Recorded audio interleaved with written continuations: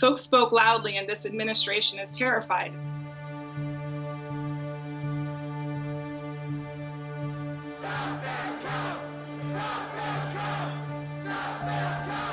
This administration is making false claims because they know that the people have spoken, and they know more than anything that Black voters have rejected their rhetoric of hate, their administration that seeks to undermine us, that has left our communities suffering at disproportionate rates to COVID.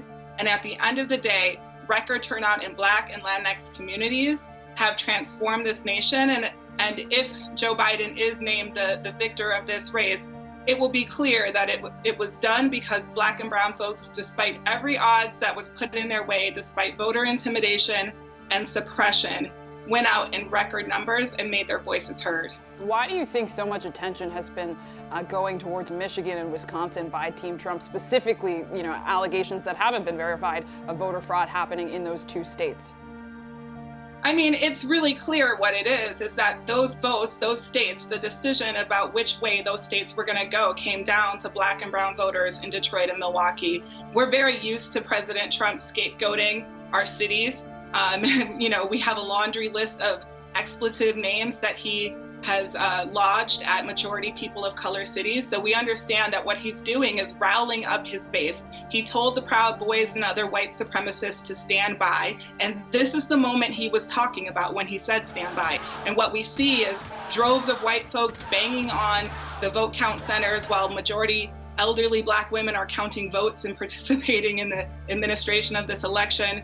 We see his son having press conferences in Philadelphia, repeating his false claims. So we know we have to be vigilant. And what we want people to really understand is do not be afraid, right? There's a trove of volunteers, a trove of activists who are well prepared to protect and guard every single vote, right? Count every vote.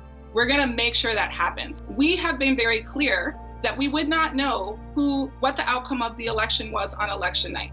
And I think that, you saw the president forecasting his strategy pre-election night because everybody was really clear with the record number of vote by mail and the time it will take to process that. But I want to go to Philadelphia, to Pennsylvania, to Michigan, to Wisconsin, because here's the kicker about this situation.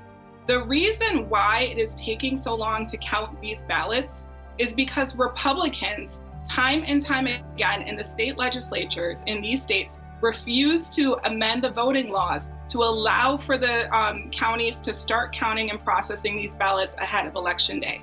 Now we're in the situation that they created, and they're using it as a way to, see distrust about the process. Well, we need people to know the process is working, the votes are being counted, and as those votes come in, it becomes more and more clear that folks are rejecting this administration of corruption and hate.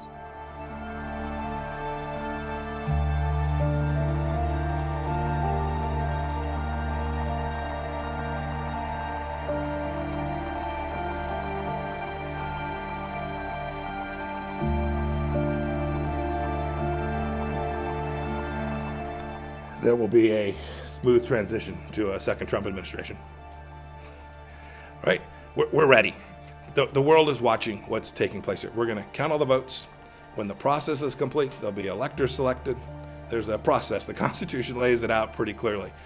The world should have every confidence that the transition necessary to make sure that the State Department is functional today, successful today, and successful with the president who's in office on January 20th, mid-afternoon, will also be successful. I went through a transition on the front, and I've been on the other side of this.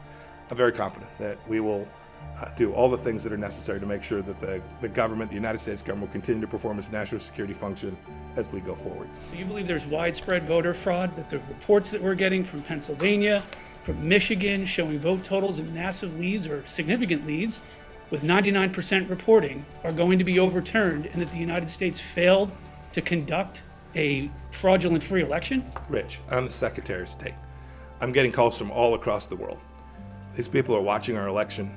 They understand that we have a legal process. They understand that this takes time, right? It took us 37 plus days in an election back in 2000, conducted a successful transition then.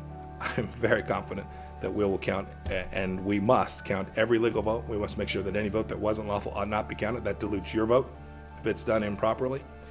Got to get that right. When we get it right, we'll get it right. But there's something to be really concerned about, because what this administration is trying to do is leave Joe Biden in a cloud of, sort of a cloud of feeling that that his presidency is illegitimate, right?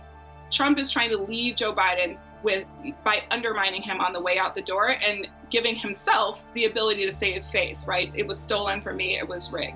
And so I think we need to be really vigilant to understand that when Joe Biden takes office, if Joe Biden takes office, that he does so with literally the most votes for president of any candidate in the entire history of the United States. And that is a mandate to get our country under control, to deal with the coronavirus, to deal with the fact that tens of millions of people are facing eviction, to deal with the fact that 62 million people have filed unemployment claims, to deal with the fact that we need to move forward on bold policies like dealing with climate change and dealing with healthcare so that everybody has it.